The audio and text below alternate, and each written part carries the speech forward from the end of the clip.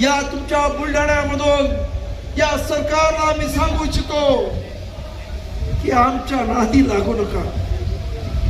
का आंबेडकरी समाज हा फार विचित्र आहे. एकानं केंद्र सरकार हलवलं, इथं तर हे सर्वच अभिजितराव इथे सर्वच आहेत, आणि ते जर उठले तर मुख्यमंत्री तुमची खुर्ची सुद्धा जागेवर राहणार नाही, हे लक्षात घ्या. कारण आंबेडकर वाद्यांबरोबर पंगा आतापर्यंत कोणाला परवडला नाही. 2018 मध्ये भीमा कोरेगाव मध्ये सुद्धा तुम्ही मनुवाद्यांनी आंबेडकरी समाजाविरुद्ध पंगा घेतलात. अचानक आम्हाला भीमा कोरेगाववर आमच्या लोकांवरती हल्ला केला. 1 जानेवारी हल्ला केला, 3 जानेवारीला न भूतो न भविष्यती अशा पद्धतीने याच आंबेडकरवाद्यांनी महाराष्ट्र बंद केला, मुंबई बंद केली. अरे मुंबईतली अनेक इंटरनॅशनल फ्लाइट्स त्या दिवशी रद्द झाले.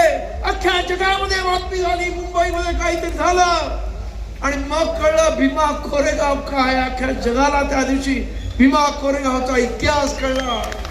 त्यामुळं आमच्या नादी लागू नका, या स्पष्टपणे देवेंद्र फडणवीस माझं सांगणं आहे, आणि या सरकारमध्ये असणाऱ्या मनुवादाला सांगणं आहे.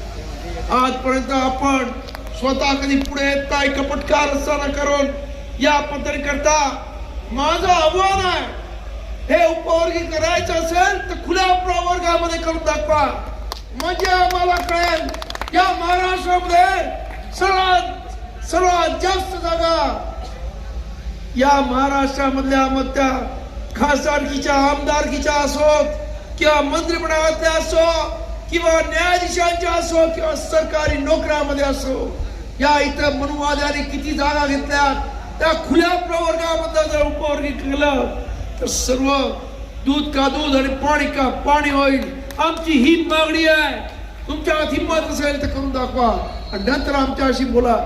परंतु आज या इथं खरं म्हणजे की आंध्र प्रदेश वर्सेस ईव्ही चिनिया नावाचा 2004 साली सुप्रीम कोर्टामधल्या 5 जणांच्या बेंच समोर हे प्रकरण आलं.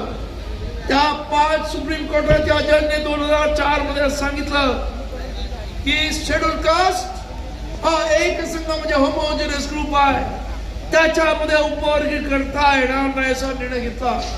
त्यानंतर दलविंदर सिंग वर्सेस पंजाब गव्हर्नमेंट यांची 2010 मध्ये हायकोर्टामध्ये केस, पंजाबच्या हायकोर्टामध्ये केस गेली.